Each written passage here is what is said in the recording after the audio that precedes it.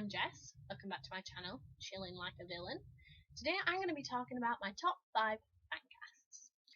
I watched Rebecca's video at Why Mermaids talking about her fancast for Red Rising, which I'm currently reading because of all of her videos, and I'm quite enjoying it. But then I realised I love fancasts. I write down every single fancast. Sometimes I cast things before I read the book just to make it easier for me to get into it, because I don't have to spend time casting it in my head when I could be enjoying the story. I'm obsessed with fancasts. I have a list of models and actors that I can use for future fancasts. I'm obsessed. So I just thought that I would talk about 5 of my favourites. The first set of fancasts I'm going to talk about is the fancast of the Dublin Murder Squad books by Tana French. Now, these are really important to me because these are very character-driven novels. They are companion novels concerning different murders, different detectives in the Dublin Murder Squad. I've talked about them a lot on this channel because I'm obsessed with these books, but that means I'm very, very attached to my fancasts. And it's also why I kind of hope they don't make them into films. I actually have a video about books as movies and books I want as films or TV, and this is on the no section because I'm so attached to my cast. So all of these actors are Irish, if not British at least. I think I've only read 4 of the books, so 2 of them are English and 2 of them are Irish. My first casting is for Ryan in the Woods, and I cast Jamie Dornan. He's mostly you can get it in the fall, but he's very good at sort of being. You can tell there's a lot going on underneath the surface. And whilst Ryan is nowhere near as evil as the character in the fall, he does have a lot of secrets, and I think that Jamie Dornan would be quite good at that. He's also proved that he can do different accents because Ryan actually has an English accent. Then second for the likeness is Cassie Maddox, and for her I cast Katie McGrath, who is also Irish.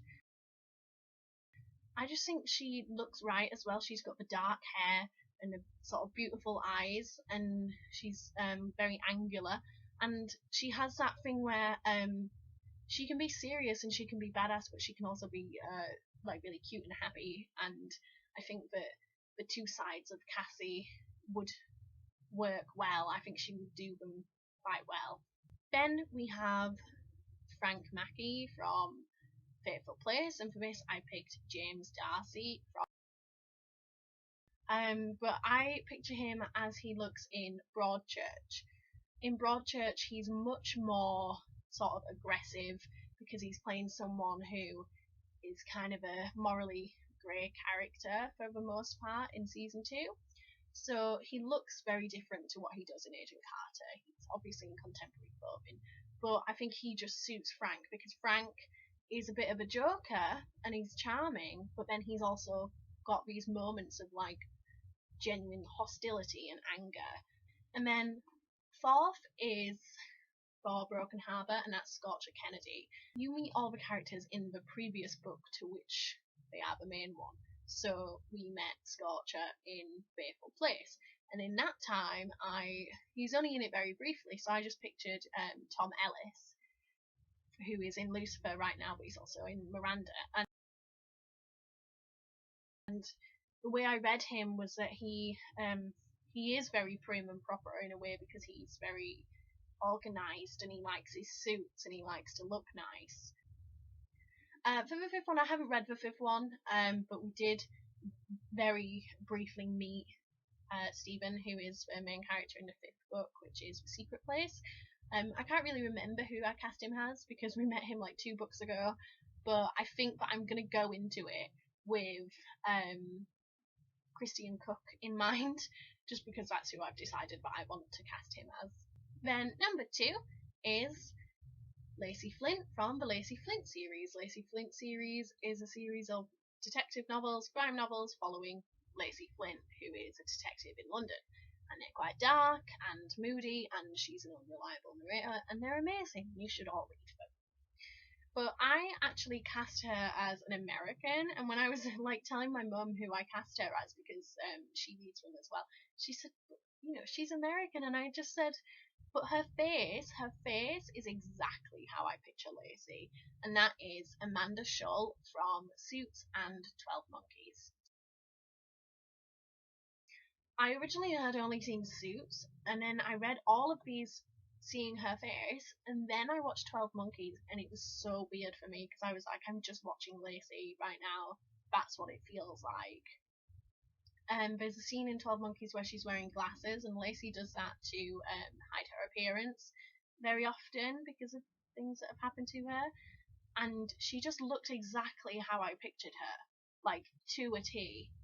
In those glasses, when she's freaking out, when she's like lying on the floor, because she's on One Tree Hill as well, is Amanda Schull, and she plays kind of a crazy woman. And Lacey definitely has moments of that, and just definitely she's the only person I can picture her as now, with the hair and the very beautiful face, but then she also has this menacing quality to her. I also cast James Darcy again in this as Mark Jonesbury, who is the love interest. Yeah. I feel like I was just watching something with him in when I read all of these, and he just pops into my head. Then we have the Sophie Kinsella books, namely Can You Keep a Secret and I've Got Your Number, because they're my two favourite ones. I read this book like a million years ago in like 2008, like a really long time ago, and I'm really attached to it because of that, and that's why it's like my favourite because of nostalgia. I talk about it with my best friend, and so it's got that to it, but that means I cast it a really long time ago as well, and now I can't change in my mind who I cast it with. Even if I think that other people now might even be better, that's who it is for me forever because of when I cast it so long ago. And I cast Emma as Emily Blunt, and I cast Jack. Is his name Jack? It's been so long since I've read it. I cast him as Cillian Murphy. And Cillian Murphy has that kind of weird face. He has a bit of a weird face. So now I'm like, why did I even cast him? But it was just because I was obsessed with him when I was reading at the time when I was reading this. Emily Blunt is just amazing. She's so good. At the time I was seeing her like she looks in Devil Wears Prada with the red hair, but now I think just her natural hair would look better. This is kind of a video on how fashions change, apparently. And then in I've Got Your Number, we have Poppy and Sam as the main two love interests. Poppy I cast as Marina Squilerti, I don't know how to pronounce it, but she is from Chicago PD. Yes, she is American, but she just has like the cutest little face in the world, so that's who I wanted. Because she has those massive eyes that makes her look so sort of innocent, and you can imagine her in a rom-com in all these situations where these crazy things happen to her. You can just imagine her face, like, 3 years of drama school there. And then for Sam Roxton, I cast Tom Myson, and I just think that he would suit it because he has that whole derisive tone, derisive English sassy voice going on, so I think that he would be a good fit. And then we have a book that is over there that I can't be bothered going to get, which is Alias Hook, which is Captain Hook origin story and Peter Pan retelling, and it's my favourite and I love it. And for this, for the main character Captain Hook, I cast Tom Burke from The Musketeers. He's wearing kind of period clothing a lot in that, and I just think that he looks super how I want him to look. He doesn't look like Captain Guyliner from Once Upon a Time. No, that's too pretty boy, that's too put together for the place where Hook is. In Alias Hook, he's a lot more downtrodden. He's pretty much like Athos at the beginning of The Musketeers, when he has that kind of sassy, grumpy kind of thing going on. And then he's also, I think, of a similar age to Tom Burke, and I just think that he looks more like a pirate. He doesn't look like a model, he looks like a pirate. and Tom Burke is an amazing actor who he can say stuff with his face and not have to say a word, and I just think that that's perfect. And last but not least, American Gods by Neil Gaiman. There is such a big cast of characters in this, but I'm only going to focus on Shadow, the main character. I cast him as Jason Momoa in my mind, and just the long hair and the build just seems really perfect for that for me.